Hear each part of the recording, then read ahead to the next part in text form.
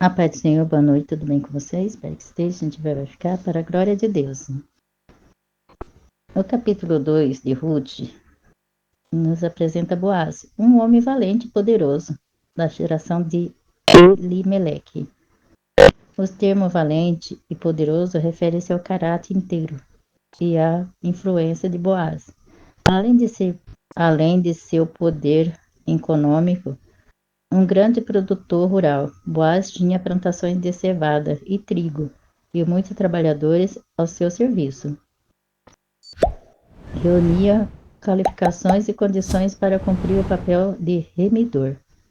A expressão da geração de Elimeleque não nos permite saber o grau de parentesco entre Boaz e o marido de Noemi.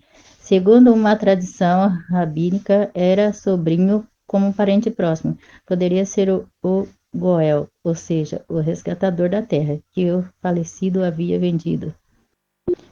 Como também poderia cumprir o costume antigo do casamento. Eram duas prescrições distintas, contidas nas leis de Moisés. A do resgatador prévia que quando um israelita ficasse pobre e precisasse vender sua terra, seu parente mais próximo tinha o dever de comprá-las de volta e reconstituí-la. E se o hebreu fosse comprado como escravo por um estrangeiro ou um parente, tinha o dever de resgatá-lo. Já a lei do levirato prévia que o irmão do cunhado a vir se casasse com a viúva e suscitasse descendência ao falecido. Tudo indica que essa prática foi ampliada segundo uma ordem de parentesco mais abrangente, semelhante à do resgatador. No caso de Boaz, havia um remidor, mais chegado que ele. A saudação de Boaz e seu empregado demonstra que ele temia a Deus. A invocação a Jeová, o Senhor seja convosco, dirigida a todos os segadores, indica também seu respeito aos que com ele trabalhavam. Os empregados lhe retribuíam com uma saudação também amistosa e piedosa. O Senhor te abençoe. Patrões e empregados devem se tratar com mútua consideração, reconhecendo a posição e o papel próprio de cada um na relação de trabalho. Logo que chegou ao campo, Boaz notou a presença de uma moça diferente entre os que respingavam, informando de que era Ruth. Dirigiu-se a ela e, de forma carinhosa, chamando-a de filha, deu liberdade para continuar catando espigas em sua plantação. Ele assegurou de que seria tratada com o devido respeito. Não dei ordem aos moços que te não toque.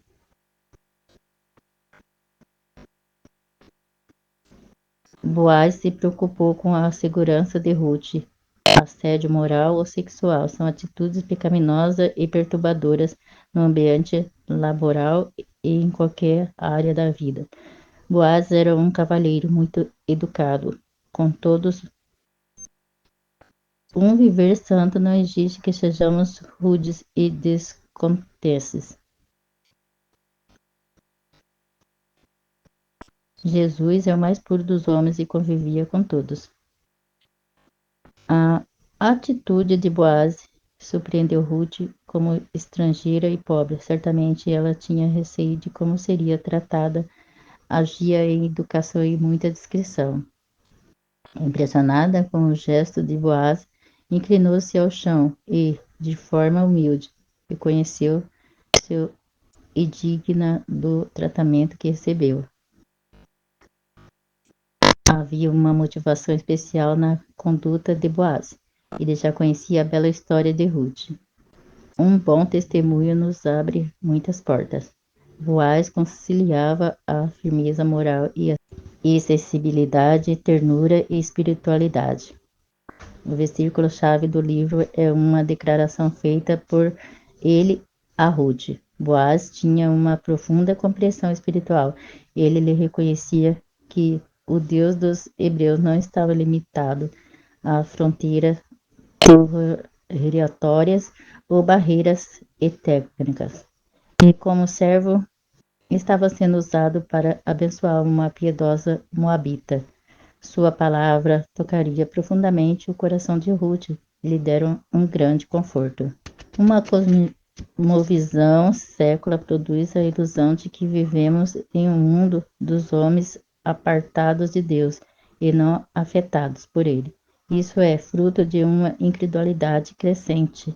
Essa visão dualista em nada condiz com a Escritura e com a realidade do que confia no Senhor e na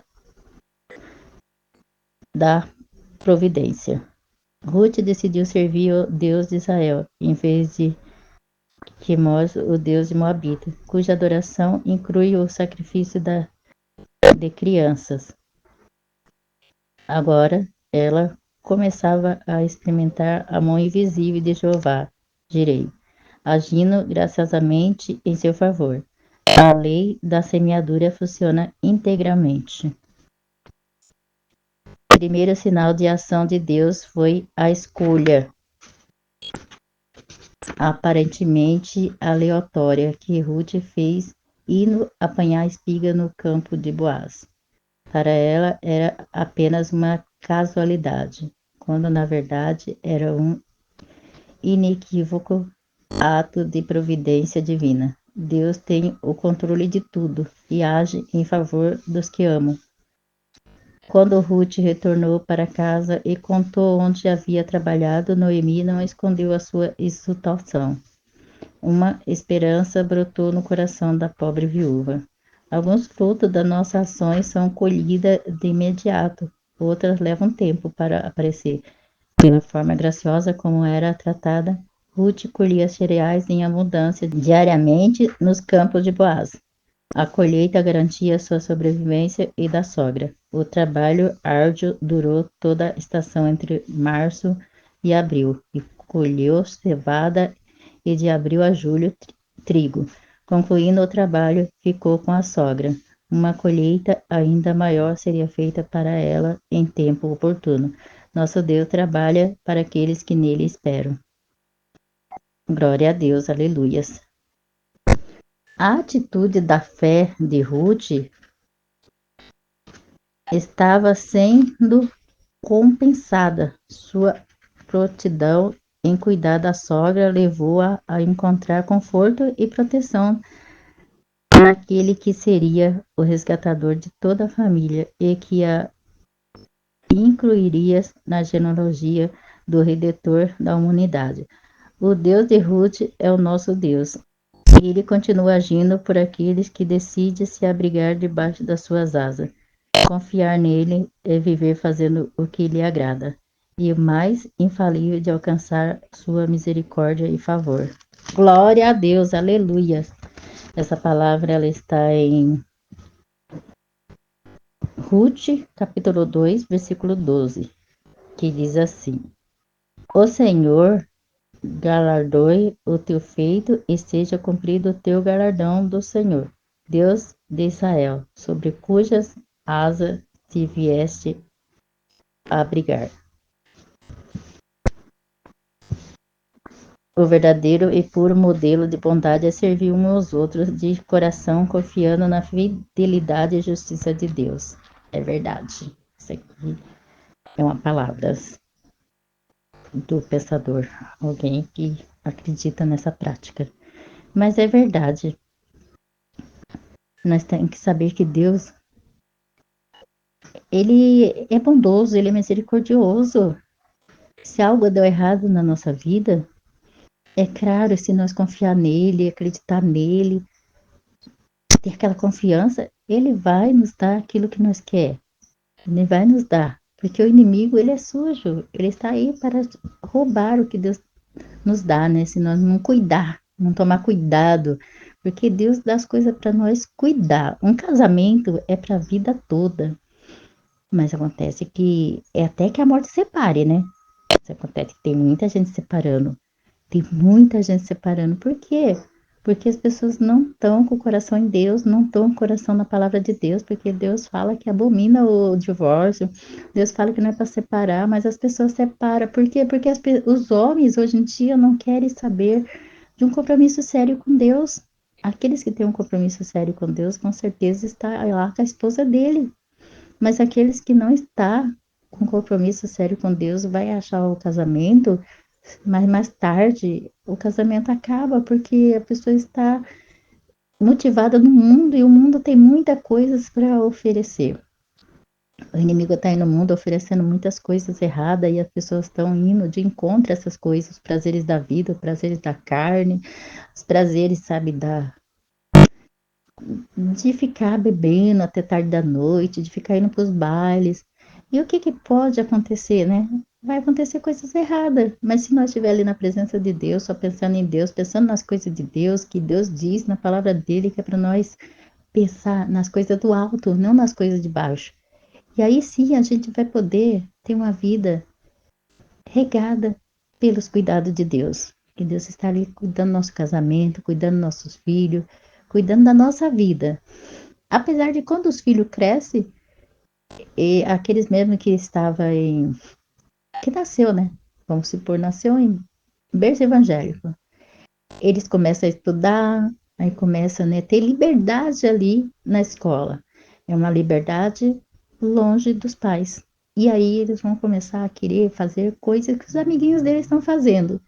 Talvez até mesmo os amiguinhos convidam eles para fazer coisas erradas. E aí começa uma trajetória na vida deles. E aí, quando eles crescerem, eles vão querer fazer aquilo. Vão ficar adultos, né? E vão falar, não, agora quem vai mandar na minha vida sou eu. Então sai para o mundo e começa a beber, começa a fumar, começa a fazer um monte de coisa. Mas eles nasceram em berço evangélico. Mas acontece que as influências acabaram levando eles para ter uma vida ali fora. E acontece com 14 anos, 15 anos, 12 anos, 13 anos, até chegar à maioridade. Por isso a gente temos que estar sempre educando nossos filhos, conversando com eles, porque a maus influências está aí e começa na escola. Por isso precisamos estar atento, olhar as mochilas dos filhos, ver o que, que eles estão trazendo e conversar com eles, falar o que pode, o que não pode. Não, não pode fazer isso, não pode brigar com os seus amiguinhos, não pode, se eles estiverem querendo fazer coisa errada, chamar você para fazer coisa errada, não vá. Tem que conversar, tem que educar os filhos, porque aí, quando eles crescer, eles não vão sair do caminho do Senhor. Desde pequenininho ali no caminho, mesmo se desvia, eles voltam de novo, porque eles sabem que a mãe ensinou coisa certa. E vai ficar no fundo do coração que muita gente quer viver as coisas do mundo, né? Os jovens de hoje em dia quer balada, quer bagunça. E é assim, né? E depois, quando casa, sem ter esses negócios, acaba querendo, né? Ganhar o mundo para eles. E acaba abandonando a família, abandonando os filhos, acontecendo de se largar da mulher. Mas por quê? Porque queria encontrar coisas melhores no mundo, né? Queria encontrar coisas que talvez em casa eu não consiga encontrar, não sei, só Deus sabe das coisas e eu não sei de nada, mas a gente tem que tomar cuidado com nossos filhos, desde pequeno, colocar eles para orar, e aí vai tendo uma vida, né? Assim, uma criança de 7 anos, 8 anos, ela já tá boa para orar. Coloca já para orar, já vai fazer elas orar pelos amigos, por tudo. E eles vão pegando amor a Deus, porque senão acaba não amando o Senhor e acaba fazendo coisas que não deve lá no mundo. E o mundão tá aí, né? Chamando as pessoas pro pecado. O mundão tá aí. Quando a gente sai do mundo, a gente vem pra igreja, é uma coisa boa, mas a única coisa errada é quando a pessoa tá em igreja e vai pro mundo, né? Aí não, difícil de atender ao que a gente fala, porque já conhece tudo da Bíblia, já sabe tudo da Bíblia, e fica meio difícil para a palavra entrar no coração. Mas o Espírito Santo tá aí para convencer as pessoas do pecado, da justiça e do juízo. Oremos. Pai amado, Pai misericordioso, grande Deus, Pai, abençoa, meu Pai, essas pessoas, meu Pai, que estão, Senhor Deus, meu Pai, distanciado da tua casa, Senhor. tua presença. Pai, saíram, Senhor Deus, meu Pai, da tua casa, para encontrar, Senhor Deus, meu Pai, com a canalidade, Senhor. Porque o inimigo, Senhor Deus, meu Pai, tem, Senhor Deus, meu Pai, colocado muitas pessoas, Senhor, nas noitadas, meu Pai, nas drogas, nos vícios, meu Pai. Oh Deus, tantas pessoas, meu Pai, que estão aí, Senhor Deus, meu Pai, condenadas, Senhor Deus, meu Pai, esse mundo cruel. Muitas pessoas estão, Senhor Deus, sofrendo, Senhor, acabando, Senhor Deus, com a saúde por causa do cigarro, outra acabando com a saúde por causa da cachaça. E eles estão, meu Pai, nessa vida, achando que é uma vida boa. Oh, meu Deus, que o Senhor venha, Senhor Deus, meu Pai, colocar juízo na cabeça deles, dar sabedoria para eles, meu Pai, que eles estão, Senhor Deus, destruindo a própria vida deles, meu Pai. Estão, Senhor Deus, se prostituindo, Senhor Deus, meu Pai. Oh, Deus poderoso, grande Deus. E abençoando essas pessoas, Senhor Deus, ajuda elas, meu Pai. Em nome de Jesus, a tua palavra diz que o Senhor não quer que nenhum se perca, meu Pai. Oh, Pai, ajuda, abençoa, renova, restaura essas vidas, Senhor Deus, meu Pai, é o que eu te peço, Pai, te agradeço, em nome do Pai, do Filho e do Espírito Santo. Se gostou, se inscreva no canal, deixa seu like e compartilhe. Em nome de Jesus.